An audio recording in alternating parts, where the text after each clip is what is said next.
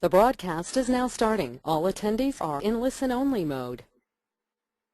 Hey guys, I want to welcome you to my social media Q&A webinar. I'm so excited to have you with me this morning. I appreciate everyone's support in this. So as we go through, if you've got any questions, just raise your hand on your little thing on the side, and I'll stop and we'll go answer your questions as we go through it. I've put together some basic questions that I've received over the last couple months during my social media Q&A series to go through and answer those. So we'll go through the different topics. We're going to talk a little bit about Facebook, Twitter, LinkedIn, Google+, Pinterest, and YouTube. Not necessarily in the order I've listed on the screen, but to answer some of your questions about those. So we're going to go ahead and get started with Facebook. A question I get a lot is, do I need a Facebook page? And if you have a business, the answer is yes. I see so many Facebook businesses, people on Facebook using personal profiles as businesses, which is a total violation of Facebook terms of service. Any business on Facebook needs to be aware of the rules because there are so many out there not doing it right. But having a Facebook page really will take your business nationwide, globally too. So if you are having a business, yes, you do need a Facebook business page to help promote it. A big question I get a lot is about what type of content should I post. Content is king. People are following you and liking your page because of the content that you put out. They want to, get your information and hear what you have to say. For example, I'm going to use social media as an example.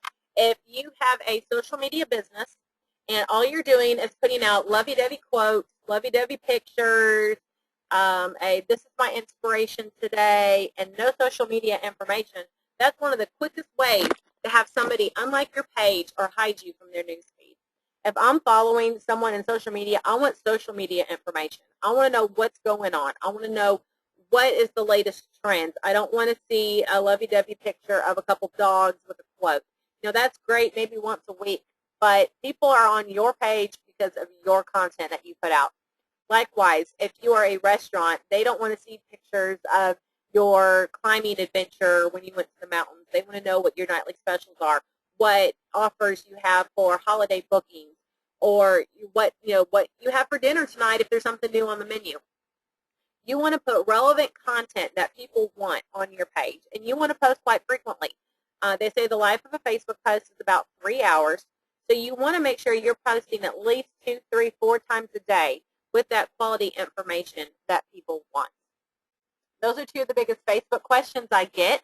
If you have any throughout, just click the raise the hand button and we'll go through it. But we're going to do Twitter. A big question I get is, how can I use Twitter without it being overwhelming? Twitter can be very overwhelming. It's very fast. The life of a tweet is anywhere from 30 seconds to 3 minutes, depending on how many people are following. For example, if I pull up my Twitter website and walk away and come back 30 seconds later, I'll have 250 new tweets because I do follow people. So it can get overwhelming, but one of the best ways to use it without it being overwhelming is to use Twitter lists. You can use a website called Twitlist Manager, or you can use a content management program like Hootsuite or Sprout Social or TweetDeck. Those will help you organize your Twitter account into different list depending on what you want. For example, I've got one for celebrities that I follow. I've got one for people in the social media industry. I've got one for friends of mine. I've got one for people who are not social media. I've got one that are people in the marketing industry. And then I can go through each of those individually and see what's going on rather than have a massive stream of stuff that just totally overwhelms me and makes me completely shut down. Another question I get with Twitter is, does my follower count matter? Honestly, I would say no. For some people, they put a lot of weight on it. I get suspicious anymore if I see a Twitter account that has, they're only following 100 people, but they've got 15,000 followers. People out there do buy Twitter followers, and they do buy Facebook fans. Both of those are against the rules on both platforms, and so You don't want to do that. That's not a sound social media practice. You're going to end up mostly with spam accounts. To me, I would put more stock in having 100 quality followers than 10,000 of them. That's something I always say. If you have 100 quality followers, those people are going to turn around and become your brand ambassadors, and you're going to have a larger effect with that than 10,000 people who follow you and maybe retweet once or twice. So honestly, I wouldn't focus so much on the number. I would focus more on how many people are engaging with you, retweeting you, mentioning you. That's the more important number to be concerned with, rather than you've got 30,000 followers. Okay, let's see here. Let's move on to the next one, LinkedIn. A question I get a lot on LinkedIn is endorsements versus recommendations. Endorsements is something new LinkedIn is doing, and it's very similar to the Clout website, where you can give people plus Ks based on what you think they're good at. LinkedIn has rolled out something very similar called endorsements, where when you go to somebody's profile, it'll prompt you at the top, would you like to endorse so-and-so on these skills? For me personally, if I know them and I know they're good at what they do and those skills apply, yes, I will endorse them. There's some that pop up with skills I had no clue they even did, so I don't do those. But for me, recommendations hold more weight. A recommendation is somebody putting themselves out there on the line for you. They're putting their reputation and themselves at stake, saying, hey, this person did a great job. I recommend them. This is what this person did for me. Or I would recommend this person to anybody seeking this type of service. Recommendations hold more weight. When people go to look at profiles, honestly, a lot of the ones I know, they scroll over the endorsements and really look at those recommendations because they want to see who they're working with and who took the time to write them that recommendation.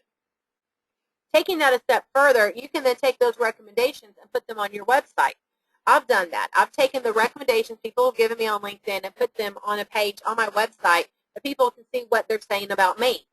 And so that's a way of saying, hey, look, these people recommend me. They can vouch for what I'm doing. But, so you can go on and see how great a person is. Now, some of the recommendations can be kind of mostly fluff, but you can read them and really tell the good ones from the ones that are fluff. Another question I get on LinkedIn is making connections on who, how, and so forth. You want to be careful who you associate yourself with. It's all about brand reputation and brand management. For example, two huge examples. Michael Vick, when he was the quarterback of the Atlanta Falcons, got involved in a huge dogfighting scandal.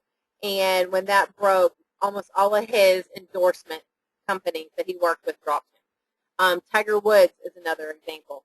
He, great golfer, very talented, had all these endorsements from Gillette to Nike.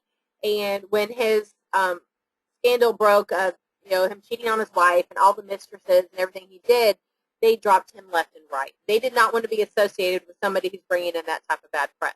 Likewise, on LinkedIn, you don't want to be associated with people who are not going to help. I got a connection request from somebody yesterday who boasted in the first line of his profile that he had 62 million LinkedIn connections. I quickly clicked ignore. That's not somebody I want to connect with personally. And when you're making connections, too, you want to take it a step further and not use the generic, I'd like to add you to my professional network message that LinkedIn puts in.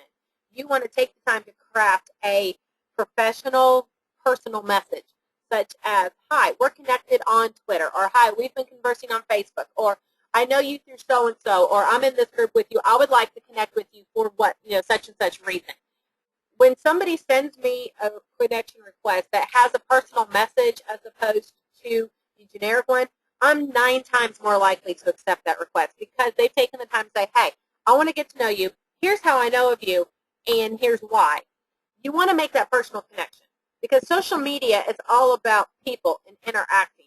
You want to build, brand ambassadors, build those relationships with people who are going to go out there on your behalf. We've got a question coming in about SEO placement on LinkedIn. This is a big one. You can have SEO, which is search engine optimization. It's what helps you get found more in search rankings on Google and other stuff. It's important with LinkedIn because there are ways to properly and effectively do it. An example is, for example, my title has social media strategist, social media consultant, social media manager, owner, my business. That's a correct placement of words. Social media is a keyword. Those titles are social media keywords that people can type into the search, to the people search on LinkedIn and find me. Likewise, you want to also use those type of keywords and phrases in your description. And also, on the side of it with Google, when you Google somebody's name, a LinkedIn profile is going to pull up more than likely before anything else. So you want to have the stuff in the right way. Now, there is something out there called SEO gaming, which is becoming popular with some social media experts. I don't personally agree with it, and I do not encourage it. There's profiles you can go to that will have their keywords repetitive about 50 times in one massive paragraph in several locations on their LinkedIn profiles. That will get you blacklisted so fast on LinkedIn and Google, it would hurt your brand in your business. So I do not recommend doing that. You want to be careful. If you want some examples of some great profiles that are doing SEO right, message me. And I'd be more than happy to show you some links on that. There's so many people out there who just are not teaching the right social media stuff, and it's one of those things that you want to really be careful of who you associate yourself with and follow, because just one bad connection could ruin so much. Okay, let's see, we've got no more LinkedIn questions, so we're going to move on to YouTube. The biggest question I get with YouTube is video worth it? Yes, and yes, and yes. Video is so worth it. YouTube is the world's second largest search engine, believe it or not. And especially YouTube is owned by Google, so that has a lot to do with it too. You type in like how to do something on whatever in Google, you're going to get YouTube videos that pop up. So when you do videos and broadcast it, you've got that potential. You want to put out quality videos. It is worth doing. It's a great way to connect with the people who follow you. It's a great way to really project yourself, to get to know the people. Because that's what social media is all about. It's getting to know and build those relationships. A question I get along with that is, what's an effective way to add YouTube to your marketing plan? Well, I have a couple clients, YouTube videos. We do tips of the week. I have one that owns a local carpet cleaning business, and we do before and after. They'll go in and show, with the owner's permission, we're working on some that will show the house before they clean it and then after they clean it. Because proof like that with their type of business is what it's all about. I have another client that we're finishing up his setup of stuff, and we're going to be doing, he's an attorney, and we're going to be doing legal tips of the week, where it's basic information that people can take and use. Those are great ways to add it in. It doesn't matter what industry you're in. If you're a life coach, for example, put in some tips about how someone can help their self-esteem or how to encourage them and use their confidence. You want to give them little nuggets of information that they can take and apply right then and there. And I mean, I can use myself as a big example with my social media Q&A series. I've put together 20 videos now of questions people have sent me, and I've been able to take that and turn it into little 2 to 3 minute videos of something you can take and go ahead and apply that anybody can do. That's a great avenue to add to any of it. And you can take those videos and take it a step further and put together a DVD series or an online video series people can download, and you can really monetize that. So there's a lot of potential with YouTube and using video in your particular niche or industry. Okay. All right, we're going to go ahead and move on to Pinterest. Pinterest is one of the newest ones. It's predominantly women.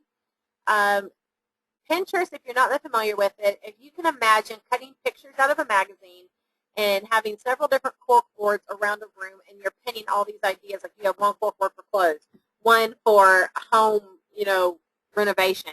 That's what Pinterest is. I joke that I've got my dream house built and decorated strictly on Pinterest. But why would you want to use Pinterest for your business? Well, a lot of it depends on what market you're in. Pinterest, I will be honest, is not for everybody. If you are a visually driven business, such as a photographer, retail clothes,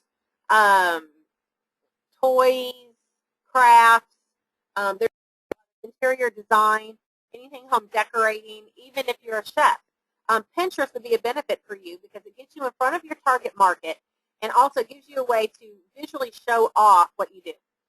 With Pinterest, you know, people will sit and repin stuff to their boards, but you want to make sure with that you're pinning from the original.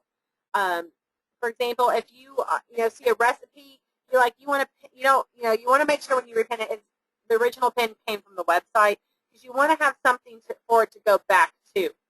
Then going along with that, is there a benefit to Pinterest? I think there is. Pinterest now drives more retail traffic than several of the other major websites out there. With Pinterest, you can post your prices on there and really give them a price point of something to look at. If you're typing in a description of whether it's a coaching session or it's a tangible, physical, in your hand product, just put the $ and the price, and it'll put a little banner across the corner of it that tells you, hey, this is what this costs. So I really, there is a huge benefit for people to do it. That's kind of the gist of Pinterest. It's one of those that I find using it makes it a lot easier than explaining it. But, okay. Let's move on to the biggest and the most mysterious one of all, Google+. The biggest question I get is, why should I use Google+? First of all, it has the word Google in it, so you might want to pay attention. Google Plus is Google's social media platform. It's very similar to Facebook.